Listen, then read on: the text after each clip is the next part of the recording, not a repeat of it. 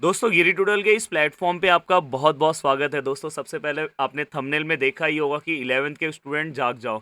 तो सच में आपको जागना है, नहीं तो 12th में बहुत बड़ा नुकसान उठाना पड़ेगा। अब आप सोच रहे होंगे कि सर कैसा नुकसान, तो मैं इस लेक्चर में आपको बताने वाला हूँ कि 11th के ऐसे कौन से टॉपिक्स हैं जो 12th में इंपॉर्टेंट है। मैं यहाँ पे जेई की बात नहीं करूँगा। अगर आपको जेई चाहिए तो आप प्लीज़ कॉमेंट करना, तो मैं आपको बताऊंगा कि जेई के लिए भी कौन सा टॉपिक 11th का है वो इंपॉर्टेंट है।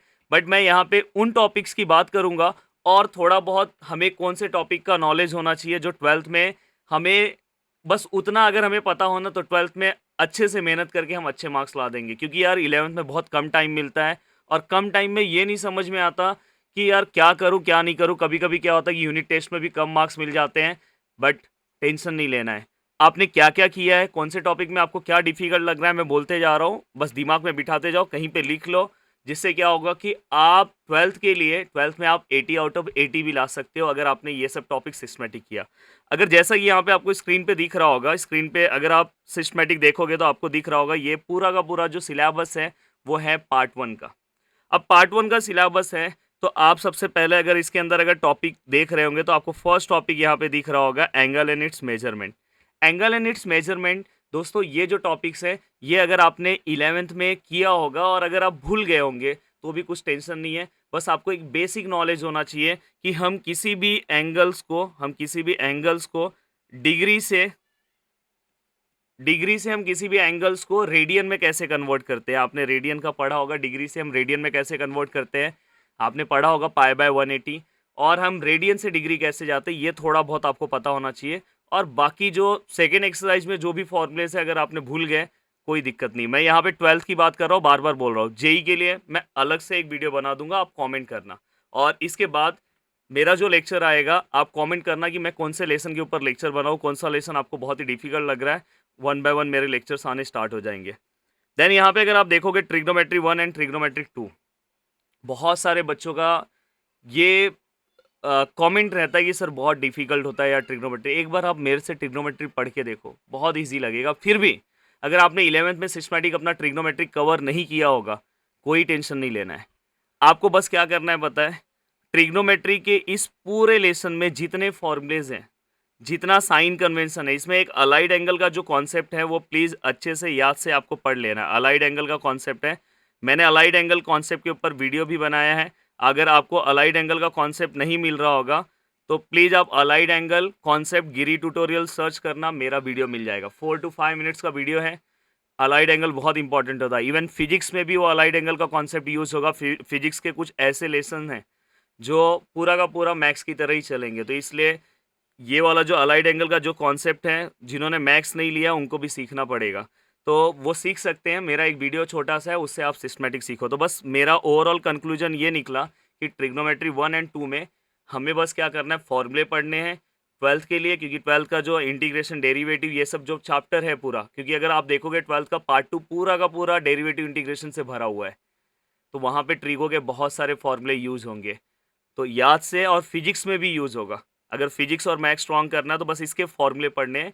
अगर आपको फॉर्मूले नहीं याद होते कमेंट करना, मैं लॉजिक वाइज फॉर्मूले का वीडियो बना दूंगा, पूरा का पूरा याद कर लेना। आई थिंक मैंने बनाया भी होगा, आप ट्रिग्नोमेट्रिक फॉर्मूले सर्च करना। आई थिंक 10th का आएगा, 12th का भी मैंने बनाया है। पर देखो अगर सर्च करने में मिलता है तो अच्छी बात है।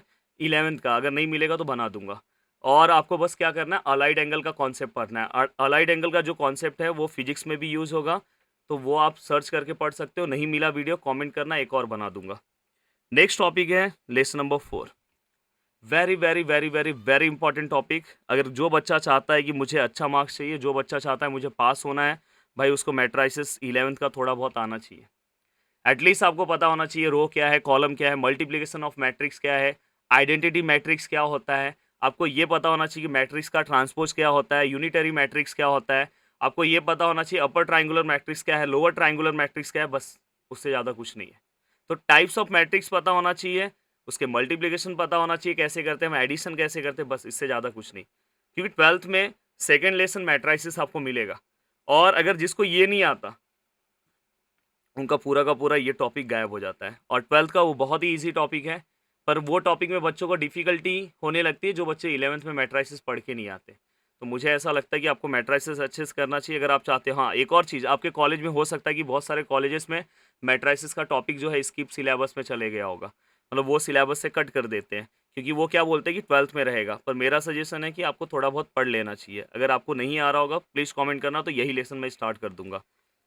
डिटर्मिनेंट, डिटर्मिनेंट तो आपके ये एग्ज़ाम्स में या तो इसके बाद वाले एग्ज़ाम्स में वो ज़रूर रखेंगे टॉपिक डिटर्मिनेंट का। अब डिटर्मिनेंट में बस मुझे आपको डिटर्मिनेंट में क्या करना है, देखो डिटर्मिनेंट अगर आप जेईई के पॉइंट ऑफ व्यू से करोगे तो बहुत कुछ करना है, प्रॉपर्टीज़ भी पढ़ना है। बट अगर आप डिटर्मिनेंट बस 12th के बेसिस पे करोगे तो बस मुझे क्या चाहिए आपसे, बस आपको डिटर्मिनेंट जो है, ये जो डिटर्मिनेंट है वो आपको सॉल्व करने आना चाहिए। बस डिटर्मिनेंट आपको सॉल्व करना बस सीख जाओ। बाकी 12th में, क्योंकि 12th में मैट्राइसेस जब सॉल्व करोगे तो डिटर्मिनेंट सॉल्व करने आना चाहिए। जब वेक्टर लेसन जाओगे तो भी डिटर्मिनेंट आना चाहिए हर में, तो बस उतना आपको सीख लेना है। द नेक्स्ट लेसन है स्ट्रेट लाइन। स्ट्रेट लाइन में बस क्या करना है दोस्तों, आपको पता होना चाहिए क्योंकि हमारा एप्लीकेशन ऑफ डेरिवेटिव 12th का लेसन है। बाद में अगर आप देखोगे तो पार्ट 1 में भी एक लेसन है पेयर ऑफ स्ट्रेट लाइन, वहाँ पे इसके कॉन्सेप्ट यूज़ होंगे। वहाँ पे आपको पता होना चाहिए स्लोप क्या होता है, स्लोप फाइंड आउट करने के मेथड क्या होते हैं। 2 मेथड है स्लोप फाइंड आउट करने के लिए। और अगर आप देखोगे तो उस लेसन में वहाँ पे आपको कुछ प्रॉपर्टीज़ पता होना चाहिए कि एंगल बिटवीन 2 लाइन्स, जैसे ये सपोज़ ये 2 लाइन है, ये दोनों के बीच में एंगल्स क्या है, उसका फॉर्मूला क्या है। तो टेन थीटा इक्वल टू आपने पढ़ा होगा m1 minus m2, 1 plus m1 into m2। तो ये जो फॉर्मूला है मॉड फॉर्म में रहता है। तो ऐसे कुछ फॉर्मूलेज़ हैं। अगर आप चाहते हो तो मैं स्ट्रेट लाइन भी चालू कर देता हूँ। स्ट्रेट लाइन अगर आप देखोगे 11th में बहुत बड़ा है, पर अगर हमारा कैसा इतने सालों का एक्सपीरियंस है तो मैं आपको बताऊंगा कौन सा सम पे आपको ज़्यादा फोकस करना चाहिए और वही क्वेश्चन आपके एग्जाम्स में आपको दिखाई देंगे। तो आप कमेंट करना, सपोर्ट दिखाओ, तो मैं स्ट्रेट लाइन ही स्टार्ट कर देता हूँ। और पूरा का पूरा आपको नहीं करना, इसमें एक लोकस का पार्ट है, वो 11th के लिए तो इम्पॉर्टेंट है, तो 11th के लिए करना है। पर अगर आपने 12th के लिए वो वाला पार्ट नहीं भी किया तो भी चलेगा, पर स्ट्रेट लाइन का बाकी का पार्ट आपको पता होना चाहिए। पैरेलल लाइन के स्लोप क्या होते हैं, इक्वल होते हैं। परपेंडिकुलर लाइन के स्लोप क्या होते हैं, उनका मल्टीप्लिकेशन का आंसर -1 आता है। देन इसके बाद स्लोप इक्वेशन निकालने के लिए इक्वेशंस ऑफ लाइन के डिफरेंट फॉर्म, जैसे स्लोप पॉइंट फॉर्म है, 2 पॉइंट फॉर्म है, थोड़ा बहुत पता होना चाहिए। सर्कल लेसन का इतना ज़्यादा यूज नहीं होता, कहाँ पे, 12th में। तो सर्कल लेसन में बेसिक आपको फॉर्मूलेस पता होना चाहिए, स्टैंडर्ड फॉर्म क्या है, सेंटर रेडियस फॉर्म क्या है, डायमीटर फॉर्म क्या है, पर इतना यूज नहीं होगा। कॉनिक सेक्शन का दोस्तों ज़्यादा यूज होगा ही नहीं, कॉनिक सेक्शन का ज़्यादा यूज नहीं होगा। कॉनिक सेक्शन में बस आपको पैराबोला वाले पार्ट पे थोड़ा सा फोकस कर लेना है कि पैराबोला, 4 टाइप्स ऑफ पैराबोला क्या होगा। आप जब पढ़ोगे तो 4 टाइप्स ऑफ पैराबोला ऐसे आपको दिखेगा, तो 4 टाइप्स ऑफ पैराबोला क्या होगा, बस वो वाले पार्ट पे आपको क्या करना है, फोकस करना है। उससे ज़्यादा आपको कुछ फोकस नहीं करना है। जैसा एक पैराबोला ऐसा होता है, अगर आप देखोगे एक पैराबोला ऐसा होता है, एक पैराबोला भी आप पढ़ोगे, आपने नहीं पढ़ा है, तो एक पैराबोला नीचे से होता है। तो सबके स्टैंडर्ड इक्वेशंस क्या होते हैं ये सब आपको पता होना चाहिए। देन इसके बाद आपको एलिप्स और हाइपरबोला के बस स्टैंडर्ड इक्वेशंस पता होने चाहिए, क्योंकि आप जब 12th में जाओगे एप्लीकेशन ऑफ डेफिनेट इंटीग्रेशन पढ़ोगे तो उस टाइम पे यूज़ होगा। तो उस टाइम पे बस इतना ही पता होगा तो आप काम चला लोगे। तो इसलिए ये हो सकता है कि ये लेसन बहुत सारे कॉलेजेस में कैंसिल भी कर दिया जाए, तो भी टेंशन नहीं लेना। और इस लेसन का, लेसन नंबर 8 का कोई टेंशन नहीं लेना है। प्रोबेबिलिटी, यहाँ का जो प्रोबेबिलिटी है, आई थिंक आपको स्क्रीन पे नहीं दिख रहा होगा, रुको एक मिनट, थोड़ा सा मैं इसको ऊपर कर दूँ। यहाँ का जो प्रोबेबिलिटी है, 12th का जो प्रोबेबिलिटी है, दोनों में ज़मीन आसमान का फ़र्क है। तो 12th का प्रोबेबिलिटी मुझे ऐसा लगता है कि 11th के प्रोबेबिलिटी से बहुत ईजी है। और मैं तो बस 3 क्वेश्चन बताऊंगा, वही 3 क्वेश्चन करके जाना है 12th में, आराम से स्कोर पूरा आउट ऑफ लेकर आओगे। अब ये मैथ 2 का जो सिलेबस है पूरा का पूरा, 11th के कौन से लेसन पे हमें ज़्यादा फोकस करना चाहिए। सबसे पहला कॉम्प्लेक्स नंबर। कॉम्प्लेक्स नंबर में बस आपको 11th का ये पता होना चाहिए कि आई स्क्वायर का क्या वैल्यू है, आई क्यूब का क्या वैल्यू है, i⁴ क्या होता है, आई क्या होता है, और कॉम्प्लेक्स नंबर को कैसे एडिशन करते हैं, कैसे सब्ट्रैक्शन करते हैं, ये सब पता होना चाहिए। बाकी अगर कुछ नहीं आता है कोई दिक्कत नहीं है। पर हाँ, अगर आप जेईई के सिलेबस में जाओगे तो भाई करना पड़ेगा। मैं 12th के सिलेबस की बात कर रहा हूँ। सीक्वेंस एंड सीरीज में अगर आपने ये पूरा का पूरा लेसन सिस्टमैटिक तरीके से नहीं किया तो भी ज़्यादा दिक्कत नहीं है, कोई प्रॉब्लम नहीं है। परम्यूटेशन एंड कॉम्बिनेशन लेसन में भी ज़्यादा दिक्कत नहीं है, बस आपको ये पता होना चाहिए फैक्टोरियल के आंसर्स कैसे निकालते हैं।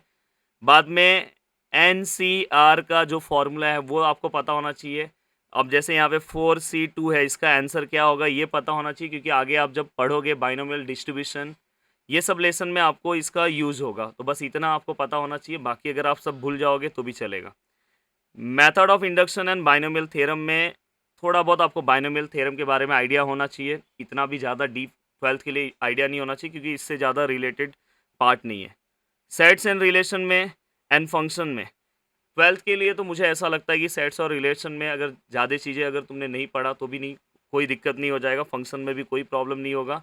हाँ, फंक्शन में थोड़ा-सा लॉग रूल जो दिया है वो सब थोड़ा-सा पढ़ लेना कि लॉग क्या होता है। वैसे तो आपने, मुझे ऐसा लगता है कि इसमें फिजिक्स में आपने उस पार्ट को कवर किया होगा, फिर भी थोड़ा बहुत इसके ऊपर आपको फोकस कर लेना चाहिए, बाकी ज़्यादा टेंशन लेने वाली बात नहीं है। लिमिट्स वाला पार्ट जो है, क्योंकि 12th में हमें लिमिट्स है नहीं।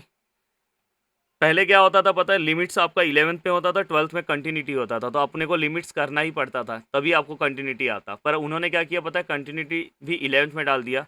तो ये सिलेबस आपको आपके कॉम्पिटिटिव एग्ज़ाम्स, अलग एग्ज़ाम्स के लिए ये सिलेबस आपको लिमिट्स रहता है। और बहुत सारे बच्चों को लिमिट्स में कैसा होता है पता है कि उनको नॉलेज नहीं होता। तो एटलीस्ट इसमें 2 एक्सरसाइज़ है, वो 2 एक्सरसाइज़ मैं आपको बता दूँगा, सम सॉल्व करा के दे दूँगा, वो बस 2 एक्सरसाइज़ कर लेना, हो जाएगा। Very very very very very important भाई, भूलना मत, भूलना मत, क्योंकि कॉलेजेस क्या करेगा पता है, लास्ट टाइम पे ये लेसन कैंसिल कर सकता है। कॉलेज का मोटो क्या होता है कि सिलेबस सिस्टमैटिक कवर कराना, वो बोलेंगे यार ये तो 12th में भी है, क्योंकि 12th में जाओगे ना, पार्ट 2 पूरा का पूरा जो पार्ट 2 है ना दोस्तों, पूरा का पूरा ये लेसन के ऊपर ही डिपेंड करता है। पूरा का पूरा जो आपका पार्ट 2 है, पूरा का पूरा पार्ट 2 आपका कौन से लेसन पे है, डिफरेंशिएशन। ये पूरा का पूरा पार्ट 2 इसी के ऊपर है। पहला लेसन ही जाओगे डेरिवेटिव, दूसरा लेसन जाओगे एप्लीकेशन ऑफ डेरिवेटिव, तीसरा लेसन है इंटीग्रेशन है, चौथा है इंटीग्रेशन का ही भाई है। पहला इनडेफिनेट है, फिर डेफिनेट है, और फिर से अब जाओगे तो एप्लीकेशन ऑफ डेफिनेट है। तो पूरा का पूरा खेल जो है डिफरेंशिएशन का है। तो बहुत अच्छे से आपको लेसन नंबर 9th कर लेना है, भले आपके कॉलेज में ये लेसन है या नहीं है, फिर भी आपको बहुत अच्छे से ये लेसन क्या करना चाहिए, मेरे हिसाब से कर लेना चाहिए। अब आप मुझे बताना कि मुझे ओवरऑल आपको सिलेबस के बारे में समझ गया, तो अब इससे ये पता चल गया कि अगर कोई भी चीज़ों की हम शुरुआत करते हैं, अगर हमें पता चल जाए कि मुझे कौन से टॉपिक पे ज़्यादा फोकस करना है, तो आप अच्छे से करोगे, जिससे आपको 12th में 80 आउट ऑफ 80 लाने से कोई नहीं रोक सकता। तो अभी अगर आपके यूनिट टेस्ट में आपको कम मार्क्स होंगे, टेंशन नहीं लेने का है। जो मैं बोल रहा हूँ बस उतना फॉलो करो, आपको आराम से पूरे के पूरे मार्क्स मिलेंगे। वीडियो को देखने के लिए दिल से थैंक्स। नीचे प्यारा प्यारा कमेंट आना चाहिए। जल्दी ही मैं आपके लेक्चर्स भी स्टार्ट कर दूंगा। जो डिफिकल्ट लगे कमेंट करो, टॉपिक पे वीडियोस आ जाएंगे। तो वीडियो को देखने के लिए दिल से थैंक्स। थैंक यू दोस्तों। जय हिंद दोस्तों।